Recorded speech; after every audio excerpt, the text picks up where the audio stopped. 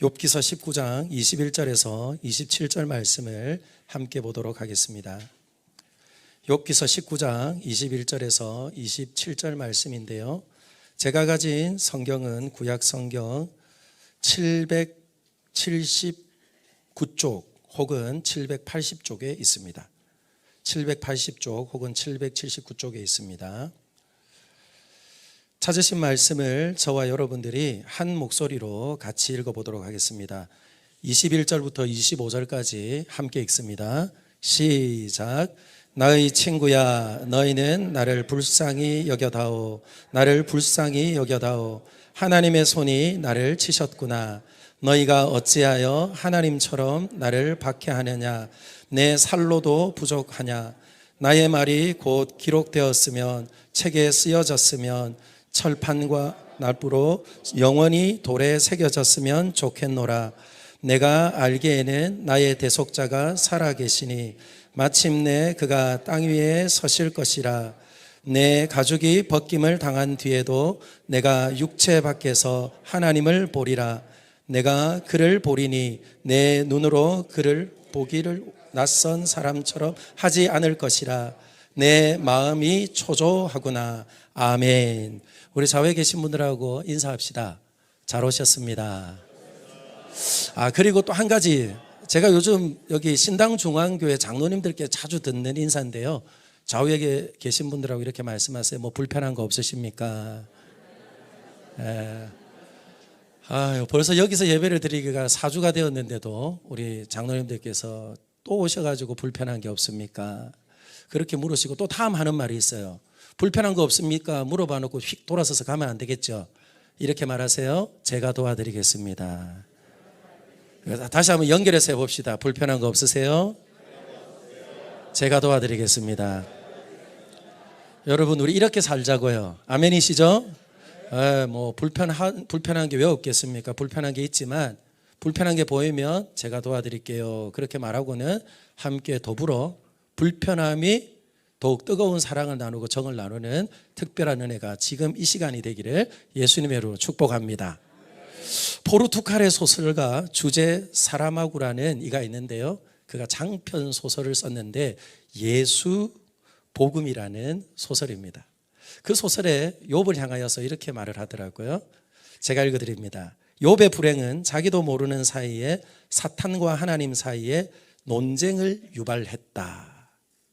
여러분 어떻습니까? 굉장히 적절한 표현이죠. 욥은 알지 못하지만 하나님과 사탄 사이에 논쟁을 유발하고 그 논쟁으로 인하여서 지금 욥은 고난을 당하고 있습니다. 자기도 모르는 사이에 그의 삶에 고난이 찾아온 거죠. 이해할 수 없는 일이 일어났습니다.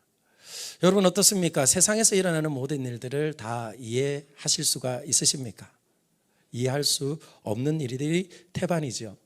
그러나 여기 모여 예배하는 이들은 믿음이 있습니다. 어떤 믿음이 있어요? 어떤 믿음이 있어요? 시편 116편 1절 2절 말씀을 보니까 이런 말씀이 있네요. 여호와께서 내 음성과 내 간구를 들으심으로 내가 그를 사랑하는도다.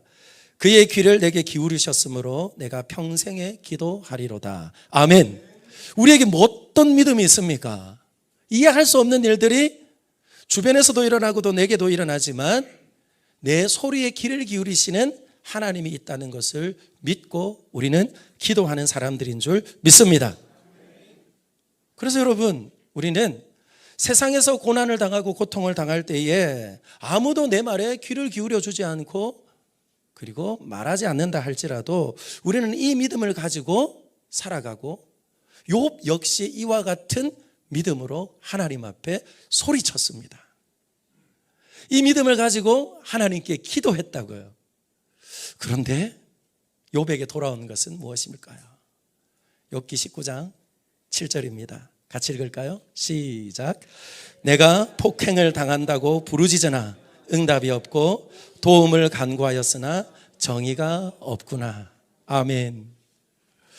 그 믿음을 가지고 욥이 기도했는데 응답이 없어요. 그리고 정의를 찾아볼 수가 없습니다. 응답이 없는 외침처럼 허망한 것이 있습니까? 고난을 당할 때에 그 고난도 힘겹고 어려운 일이지만 그 고난 가운데 우리는 죽지 않습니다. 그 고통 때문에 우리는 영원히 꼬꾸라지지 않습니다. 그러나 언제 넘어지는 줄 아세요? 응답이 없을 때, 아무도 반응해 주는 이가 없을 때 그는 홀로 고립되어 결국은 깊은 나락으로 떨어지게 되는 것을 봅니다. 욥은 영문도 모른 채 뿌리 뽑힌 나무 같은 신세가 되어버렸죠. 그래서 그는 희망도 소망도 다 사라져버렸고 어느 곳에서도 이와 같은 소망을 볼 수 없다고 말을 하죠. 욥기서 19장 10절인데요. 그래서 그는 남은 것이 지난주에도 말씀을 드렸습니다. 나는 죽었구나. 내 희망을 나무 뽑듯 뽑으시고 나를 향하여 진노하시고 원수와 같이 보시는구나. 아멘. 사랑하는 여러분, 욥은 대단한 사람이잖아요. 욥은 동방의 훌륭한 사람이고, 그리고 하나님이 굉장히 믿고 신뢰하는 사람이잖아요.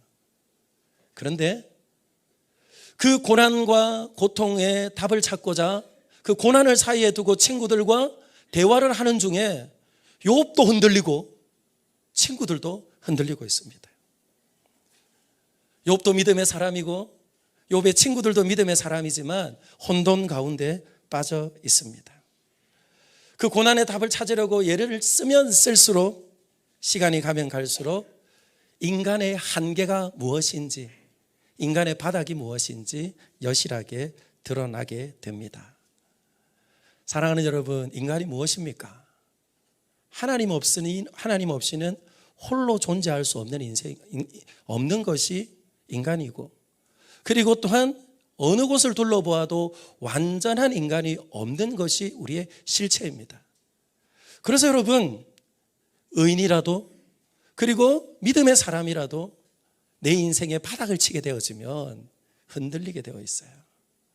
그래서 오늘 저와 여러분이 함께 본 말씀 앞을 보면 19장 4절은 우리에게 이렇게 말합니다. 비록 내 허물이 있다 할지라도 그 허물이 내게만 있느냐, 그렇게 말을 합니다. 왜냐하면 빌닷이 그렇게 말하거든요. 허물 때문에 너는 결국은 망하게 될 거야. 뿌리째 뽑힌 나무처럼 위로 아래로 너는 완전히 앙상하게 말라버릴 거야, 그렇게 말을 하는데, 여러분, 아무런 답이 되지 못하고 서로 함께 부둥켜 안고 더 깊은 구덩이로 빠져버렸어요. 그러면서 여실하게 드러나는 것이 무엇입니까? 로마서 3장 20절 말씀대로 의인은 없다, 하나도 없다는 것이 오늘 저와 여러분들에게 고난을 사이에 두고 대화하는 그들에게 나타난 하나님의 메시지가 먼저 주어집니다. 오늘 이 시대는요, 내비게이션만 있으면 어디든지 찾아갈 수 있습니다. 저는 길치이지만 내비게이션 때문에 얼마나 편리한지 몰라요. 그런데 여러분, 저는 오늘 이 말씀을 묵상을 하면서 정말 내비게이션을 따라 살아가는 삶이 괜찮을까 하는 생각을 해보게 되었습니다. 운전을 꽤나 하신 분들은 알고 계시죠? 내비게이션을 따라갔더니 어떤 때는 더 훨씬 돌아가기도 하고, 그리고 업데이트가 되어지지 않으면 길이 막혀버리기도 하고, 그리고 GPS가 고장이 나면, 통신사가 고장이 나면 꼼짝달싹 할 수 없어서 저 같은 이는 운전을 하러 나갔다가 분명히 내가 가고 싶은 곳이 있었지만 그곳을 찾아가지 못하는 것이 오늘 현대인들의 고충이더라고요. 예전에는 수많은 전화번호를 외웠지만 요즘은 전화번호를, 그죠, 때때로 저의 전화번호도 누군가에게 말하려고 하면 언뜻 생각이 나지 않을 때가 허다하게 많더라고요. 그러면서 저는 오늘 이 말씀을 묵상을 하면서, 내비게이션을 쫓아 살 때보다 지도를 보고 살아갈 때가 어쩌면 훨씬 좋았겠다 하는 생각을 합니다. 왜요? 지도는 동서남북 방향을 결정을 하고 큰 길을 보고 따라가다가 새로운 길이 생겨나면 방향이 조금 틀어진다 할지라도 어떻게 해요? 그 방향을 제대로 잡아서 갈 수 있기 때문에 그렇습니다. 지도를 보며 무엇을 보았기 때문일까요? 내 앞에 길이 끊어진다 할지라도 지도를 보는 순간 훨씬 더 큰 그림을 볼 수 있기 때문에 그렇습니다. 저는 우리 사랑하는 다산로교회 믿음의 식구들이 늘 눈앞에 닥친 일들 때문에 더 멀리 보지 못하는 안타까운 삶이 되지 않기를 예수님의 이름으로 축원합니다. 그래서 여러분, 저와 여러분들은 더 큰 그림을 볼 수 있기를 소망해요. 여러분, 다음 그림을 한번 보실까요? 일본의 공익 광고 중에 있었던 영상인데요. 공익 광고 영상인데 한번 보십시오. 수업 시간에 선생님이 오늘은 너희 머릿속에 있는 것들을 도화지 위에 그려보자, 그렇게 말을 하고 그림을 그리기 시작했습니다.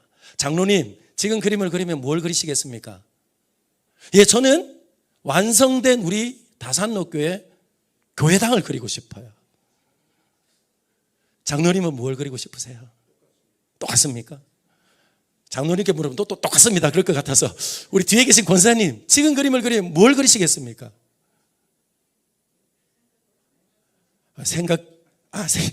생각을 안 해봤어요. 그런데 아이들에게 생각할 시간을 주고 아이들이 그림을 그리라고 했더니 아이들이 그림을 그리기 시작해요. 보세요.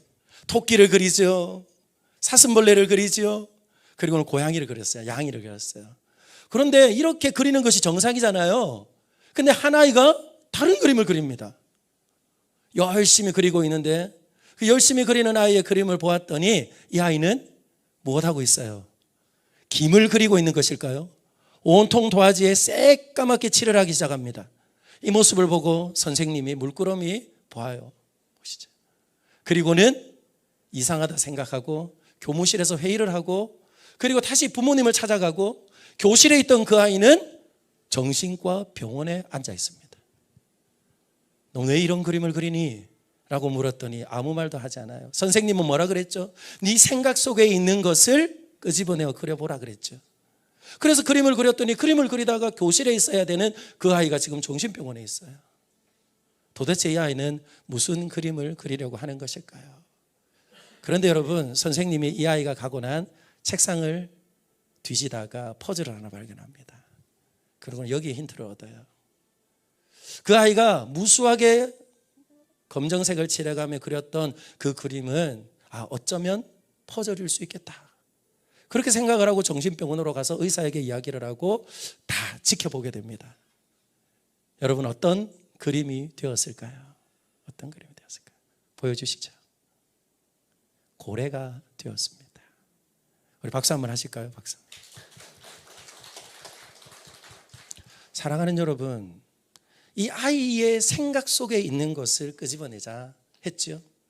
그 아이의 생각을 끄집어내고 말하지 않고 침묵하는 동안에 사람들은 어떻게 합니까? 그 아이를 판단하고 정신적인 문제가 있는 것은 아닌가. 그리고는 결국 수업을 받아야 되는 아이를 정신병원에 보내더라고요. 저는 오늘 이 그림을 보면서 이 그림은 누구만 아는 겁니까? 그림을 그리기 시작할 때 아이만 아는 거예요. 사랑하는 여러분, 하나님께서는 저와 여러분들에게 멋진 계획을 가지고 계신다는 것을 믿으시면 아멘. 그런데도 불구하고 우리는, 그렇죠? 우리의 삶에 어렵고 힘든 일을 만나게 되어지면, 그렇죠?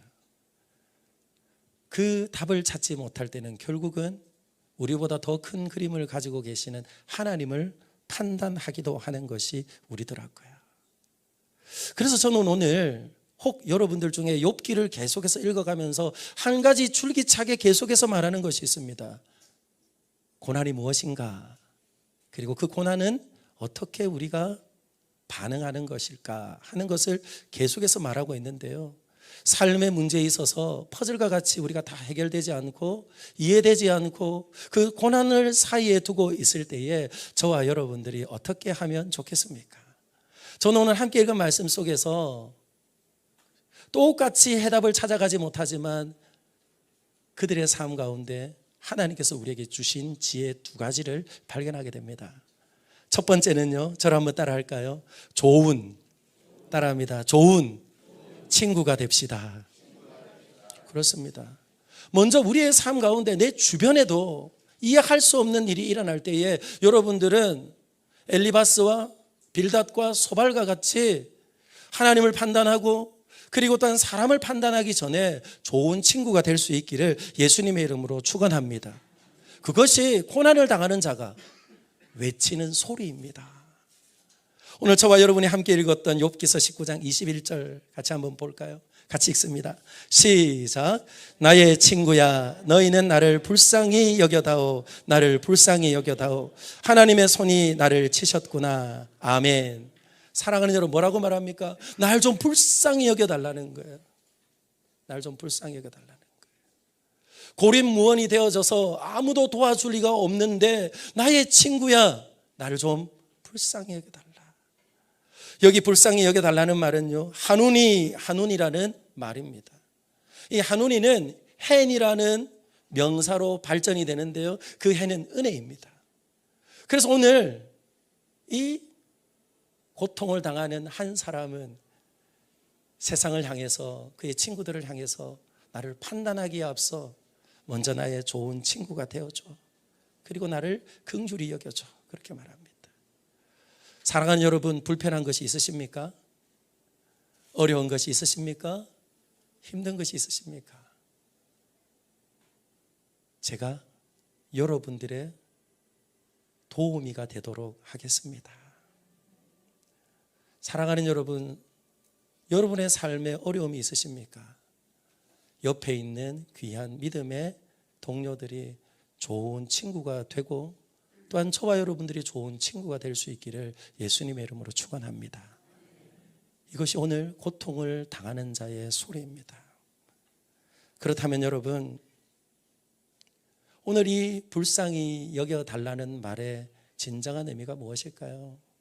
그래서 저는 먼저 저와 여러분들이 주변에서 일어나는 일들 가운데 고난을 당하는 자를 만났을 때에 좋은 친구가 되기를 결단하시고 공감할 수 있는 하나님의 사람들이 되기를 예수님의 이름으로 축원합니다.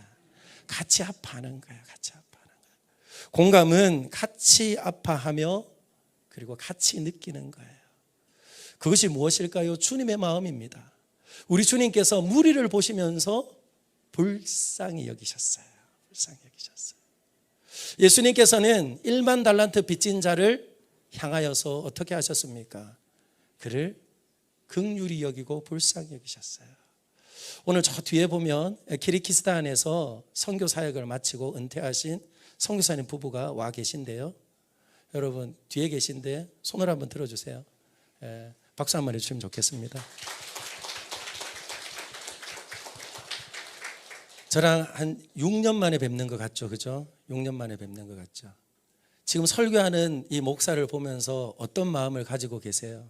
어떤 마음을 가지고 계세요?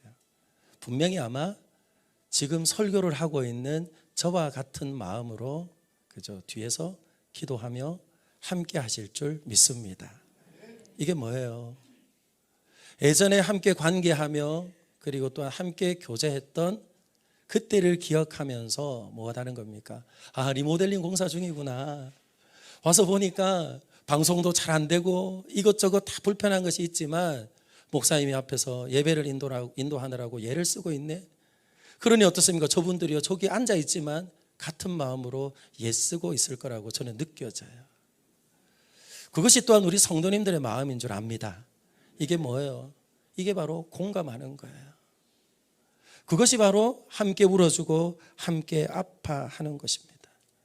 뿐만 아니라 여러분 쉽게 판단하면 안 됩니다. 쉽게 판단하면 안 됩니다. 판단은 조심스럽게 해야 할 일입니다. 왜냐하면 우리 주님께서도 말씀하셨죠. 누가복음 6장 37절 말씀을 보면 비판하지 말라. 그게 판단하지 말라는 말이에요. 네가 심판하지 말라는 거예요. 오늘 보세요. 이 세 친구들은요, 자기가 심판자가 되어서 판결을 내리고 비판합니다. 그리고 정죄하지 말라고 말하고 있죠. 그래서 여러분 고통을 당하는 자에게는 저와 여러분들의 판단을 유보할 수 있어야 합니다. 뿐만 아니라 저와 여러분들이 모든 것을 답을 주려고 할 필요가 없어요. 그런데 우리는 조금만 신앙의 연륜이 깊어지거나 조금만 내가 더 경험이 있다고 생각되어지면 자기도 알지 못하는 것을 막 설명을 하려고 하고 그리고 막 변호하려고 답을 주려고 한다는 거예요. 사랑하는 여러분, 정말 답이 될까요? 한 목사님이 계셨습니다. 딸이 셋이었는데요, 가장 예쁜 딸이 첫 번째 딸이었대요. 미국으로 유학을 갔습니다. 중간고사 기간에 늦게까지 공부하고 집으로 돌아오다가 그만 교통사고로 간지 1년이 채 못 되어서 천국에 갔습니다. 그때에 수많은 지인들이 문자를 했대요. 그런데 여러분, 그 문자가 하나도 위로가 되지 않더라는 거예요. 사랑하는, 하나님이 너무나 사랑하는 딸 땡땡을 하나님이 먼저 데려가셨어. 여러분, 우리가 이렇게 쉽게 말할 수 있죠. 그런데 그분의 마음 안에 어떤 마음이 생긴 줄 아세요? 그렇게 사랑하는 딸이면 네 딸을 데려가지. 네 딸을 데려가지. 사랑하는 여러분, 이것이 무엇입니까? 우리가 쉬 말하기 쉽고 또한 쉽게 답을 주려고 하는 우리들의 모습이라는 거예요. 저는 예전에 우리 장로님 한 분이 친구의 아들이 먼저 죽었는데 위로할 말씀이 있으면 한 말씀을 달라고 하더라고요. 그래서 제가 로마서 8장 23절 24절 말씀을 드렸어요. 그리고 나서 물어봤습니다. 그랬더니 그분이 이렇게 말하더라고요. 그 앞에 내가 아무 말도 할 수가 없어서 하나님 말씀 말고는 위로할 것이 없더라는 거예요.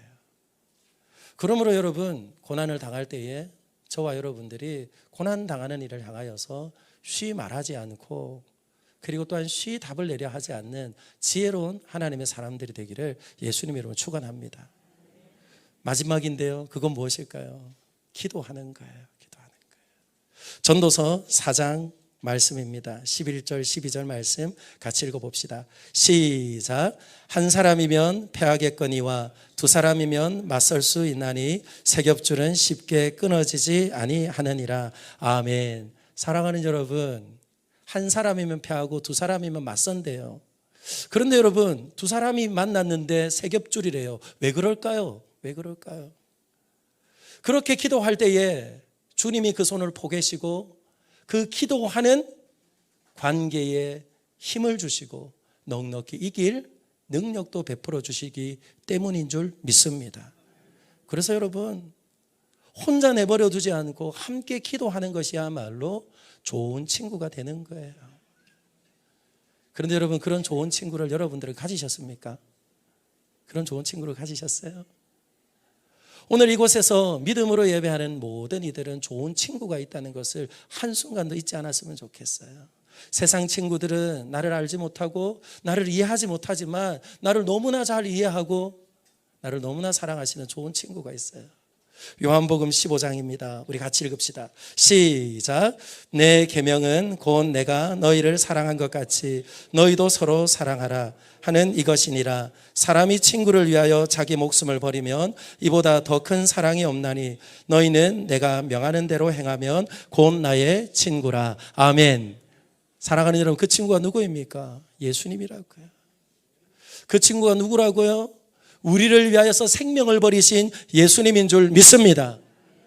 나를 위하여 생명을 버리신 이보다 더 소중한 친구가 어디 있느냐고요.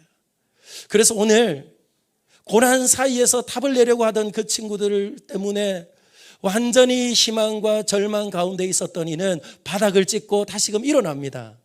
다시금 일어날 때에 그는 나에게 좋은 친구가 있다는 것을 확신합니다. 그래서 그의 말을 다시 한번 들어볼까요? 욥기서 19장 25절 제가 읽습니다. 내가 알기에는 나의 대속자가 살아 계시니 마침내 그가 땅 위에 서실 것이라. 아멘. 사랑하는 여러분, 고난 가운데 있을 때, 고통 가운데 있을 때 사랑하는 여러분, 기억하십시오. 대속자를 기억할 수 있기를 예수님의 이름으로 축원합니다. 그 대속자가 누구라고요? 좋은 친구라고요. 이 대속자라는 말의 의미는 무엇입니까? 고엘이라는 뜻이에요. 고엘이라는 뜻의 의미는 바로 나의 가장 가까운 친족의 어려움을 내가 해결해 주어야 할 책임과 의무가 있다는 거예요. 책임과 의무가 있다는 거예요. 어떻습니까, 여러분? 오늘 욥은 이렇게 말합니다. 모든 기초가 흔들리지만 누가 책임지신다고요?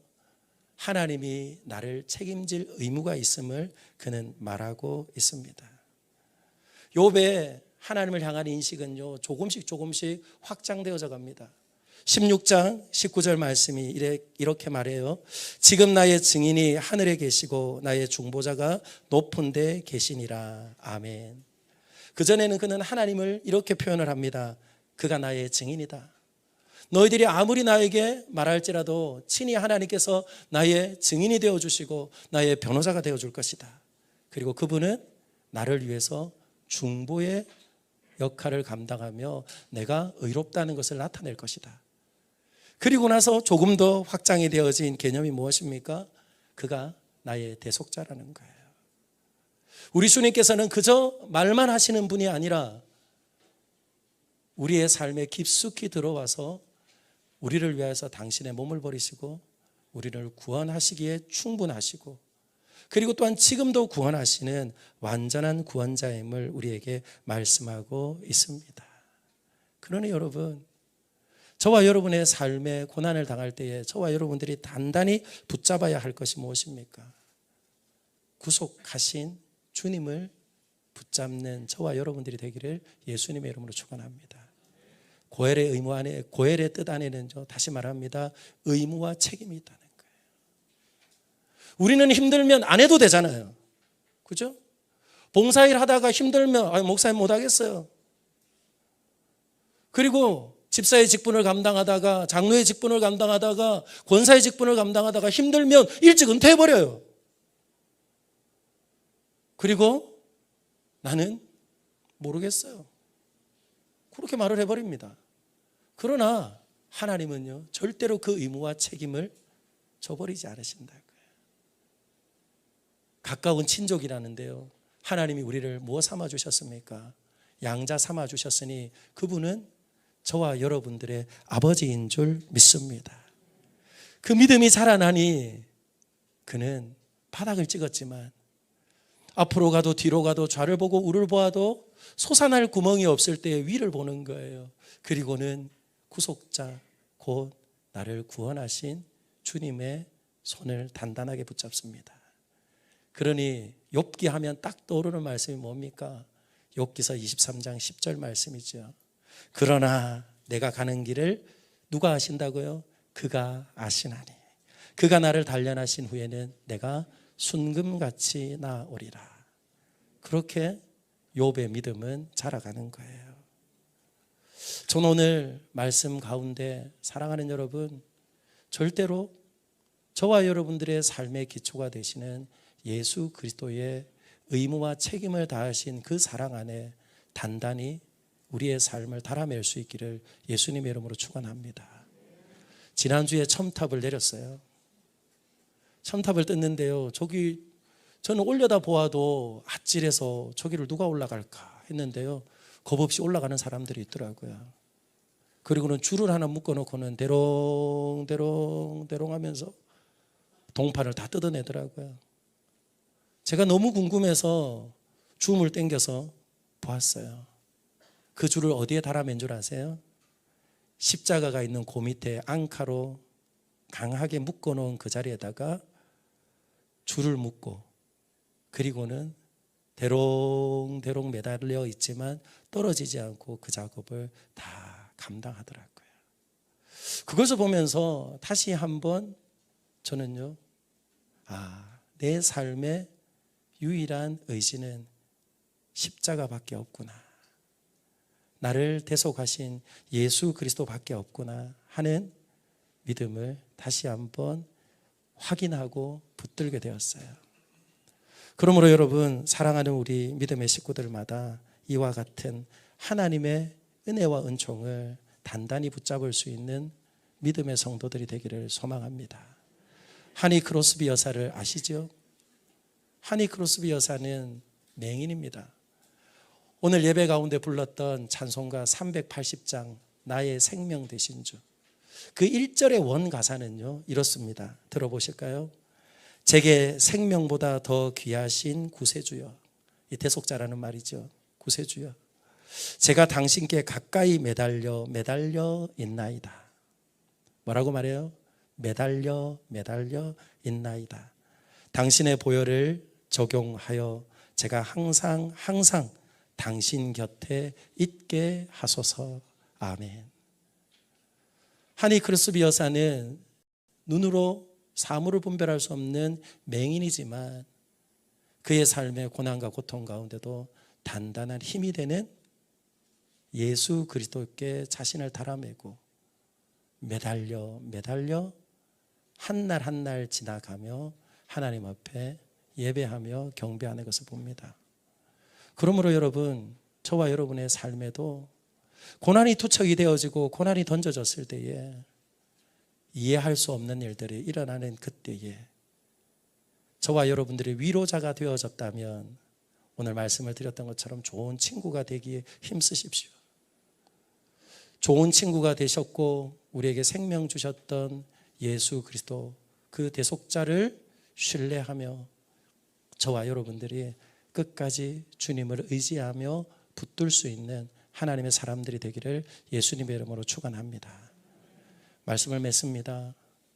욥기는 고난 가운데 상 받기를 바라며 기다린 믿음의 사람을 이야기하고 있지 않습니다.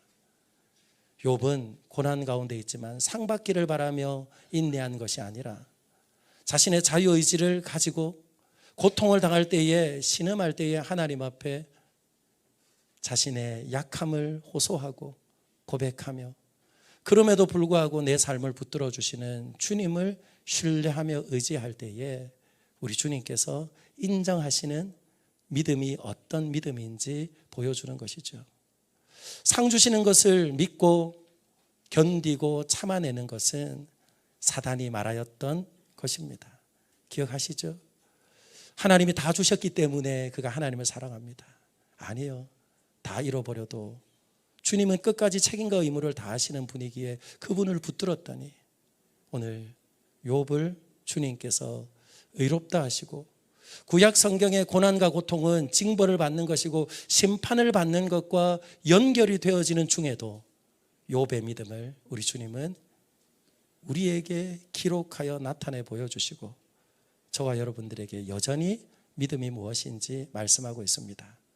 그러므로 오늘 말씀 속에 다시 한번 주님을 바라보며 내 믿음의 기초가 상 주시는 주님이기 때문이 아니라 그럼에도 불구하고 여전히 그 자리에 계시고 그리고 나를 붙드시고 끝까지 책임과 의무를 다하시는 하나님 아버지로 나를 구속하신 예수 그리스도로 저와 여러분의 삶의 기초를 삼는 하나님의 사람들이 되기를 예수님의 이름으로 축원합니다.